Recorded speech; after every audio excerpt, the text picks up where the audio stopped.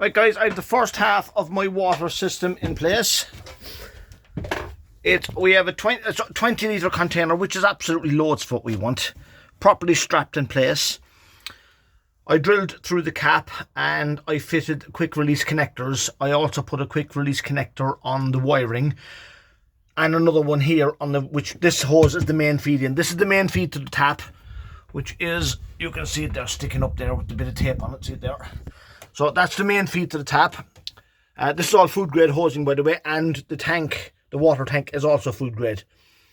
So anyway, this is the feed to going through the panel there into the tap, and the wiring to the tap. I must connect up that the tap is connected, but the wiring must be connected yet.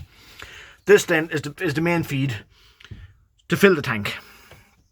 And what I've done is just pinned it all the way across, and the hose just sits down there, and I can tuck it away into the corner there. There's a non-return valve on the connector, so that any splashing that does come up isn't going to end up coming back in onto my floor. So guys, that's the sort of the bulk of it done inside and the back. Bear in mind, all this is going to be taken back out again because it's all going to be painted. I've got to do a bit of caulking on the joints and all that sort of stuff, and give the place. I'm going to give this down here a good coat of white paint, because with the bed in place, it'll make it much easier to see. Also, it's a slatted bed that's going on here. If I do need to take the tank out, I'm going to leave two slats unscrewed on the bed, so just tip over the mattress and pull the drum straight up. And I've got a strap on it.